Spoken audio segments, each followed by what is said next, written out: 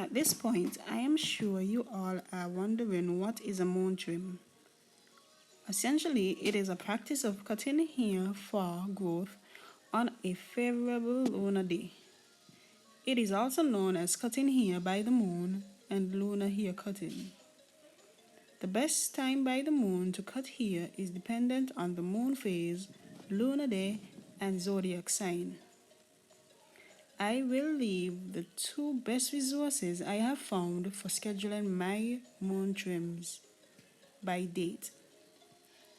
But there are many other great resources online that go further in depth. Yes, I have seen results for moon trimming. However, I never documented anything before this. So I will check back in during the summer solstice on Saturday, June 20th of this year, since I recently missed the spring equinox. This is the exact time the season changes and allows me to do cuts during a favorable and fruitful date when day and night are in equilibrium. The summer solstice is particularly the date to thicken hair. However, I can report, as of the time of this recording, about 2 months later, that my roots have gotten a lot fuller since the trim on January 26th, which you are seeing me doing here right now. So it is really left for me to see what the summer solstice does for my hair during the months of July, August, onwards to September until the next seasonal change, which is the fall equinox. So yeah, and that's basically it. I have seen benefits of doing this trim, and I really regard it as trimming according to nature. Not just trimming just for trimming's sake, but really trimming to see how nature helps me out on my hair journey as well. There are other YouTubers and other hair groups that also talk about moon trimming, and when I do find those resources, I will be sure to reference them in the description box below as well, because this practice has been out there for a while. And also too, when I was growing up, my mother would always like bring up her many superstitions about, oh, why are you handling your hair so late at night and all of those other stuff, or why are you cutting your hair any old time. And it's interesting to see that this practice is well documented and well supported, and many people have, of our races have said that this works. So having tried it for about a year and a half, I would say that when I did do my first cut, I did it in increments. So every month I would do a moon trim. I would pick a best day and then I would do a moon trim. And I basically lost about 6 inches over those months. And as of right now, I have gotten back to brush strap length. And I can't say it's anything other than the moon trim that has really helped in regards to getting my hair back on track without being stunted, because you know that, like, for us, especially as fussy girls, we go through a lot of growth plateaus. But I think what I mean to say is that regardless of health, your diet, what you're doing, exercising and so forth, I would say the moon trip helped me to surpass that growth plateau by cutting my hair according to nature. Alright?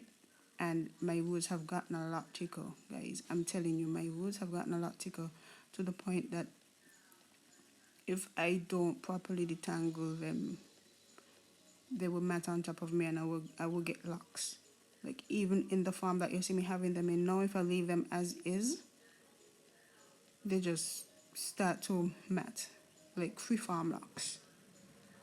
So I really think that this works, but I don't have any evidence to support it from my prior experiences, so that's what I'm doing right now. Just making sure that I record this, and having missed the spring equinox, which was very like disappointing, given all that is going on in the world right now. I kind of got distracted somewhat.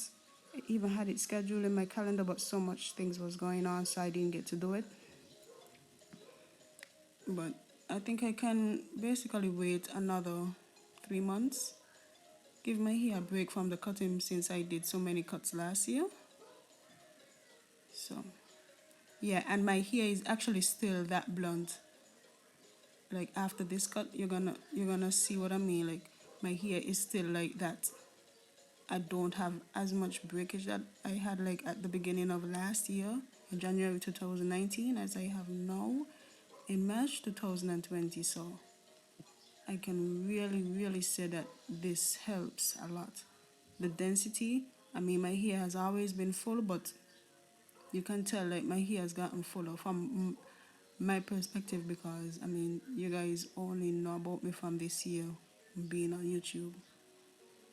Yeah, and that's it really. So I'll leave the resources down below, and you guys can just continue researching on your own, get more information for the best days for you.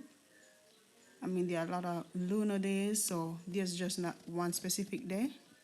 But since I started cutting by the seasons, like the summer solstice and spring, that has worked out better for me as well, because you don't want to cut off all of your length, even though you know your hair is going to grow back. Also, it really goes really in depth. It's much more than cutting your hair for growth. It's also cutting your hair for like root work. So I kind of believe that when I did cut my hair in January, that one was geared towards root work, and I didn't even realize, because my roots have gotten like a lot thicker. And yeah, that's it. So I'm going to leave you guys to see what else I do. I really sped this up. It's a long video.